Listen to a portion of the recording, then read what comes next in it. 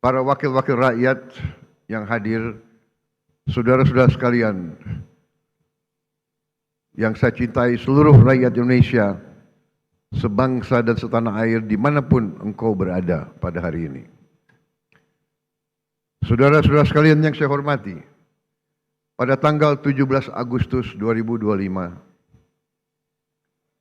80 tahun sudah para pendiri bangsa Indonesia mendeklarasikan kemerdekaan Indonesia. Proklamasi tanggal 17 Agustus 1945 adalah momen penting dalam perjuangan panjang bangsa ini untuk berdiri di atas kaki kita sendiri. Setelah deklarasi kemerdekaan 17 Agustus 1945, bangsa kita berperang selama 5 tahun. Kita berperang merebut kemerdekaan dengan senjata dan dengan diplomasi, dengan semua kekuatan kita, hingga kedaulatan kita benar-benar dapat kita rebut dan diakui pada tahun 1949.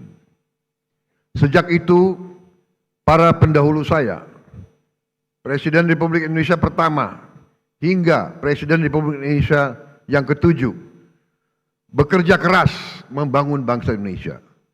Bekerja keras untuk mewujudkan bangsa yang adil dan makmur.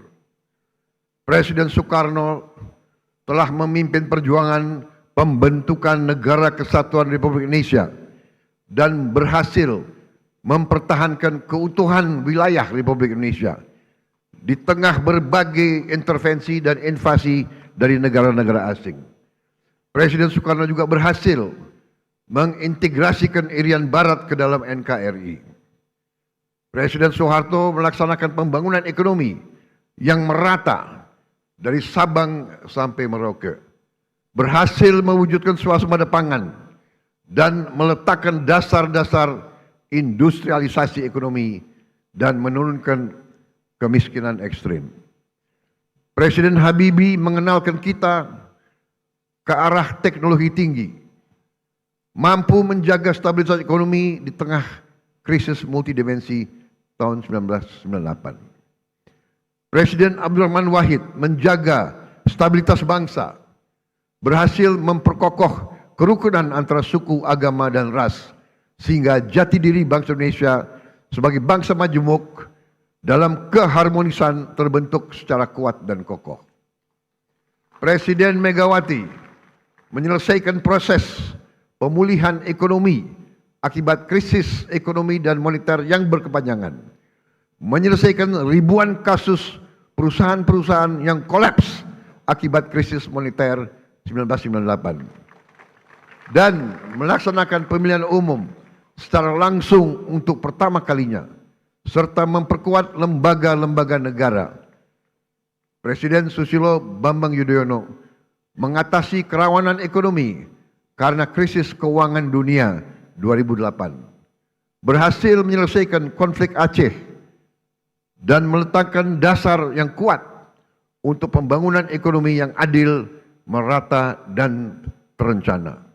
Presiden Joko Widodo membangun berbagai infrastruktur penting, meningkatkan konektivitas antara sentra-sentra ekonomi, memimpin kita di saat yang kritis, yaitu pandemi COVID-19, sehingga Indonesia termasuk salah satu negara yang paling cepat pulih dari dampak pandemi, keluar dari kesulitan ekonomi, dan juga beliau merintis pembangunan ibu kota negara Nusantara dan meletakkan dasar strategi hilirisasi sumber daya alam Indonesia.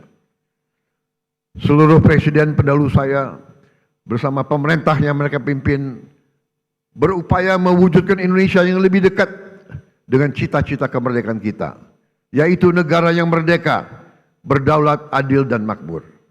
Negara yang sesuai dengan cita-cita pembentukan negara kita, yang tercantum dalam pembukaan Undang-Undang Dasar 1945, yaitu negara yang melindungi segenap bangsa Indonesia dan seluruh tumpah darah Indonesia, memajukan kesejahteraan umum, mencerdaskan kehidupan bangsa, dan melaksanakan ketertiban dunia yang berdasarkan kemerdekaan, perdamaian abadi, dan keadilan sosial.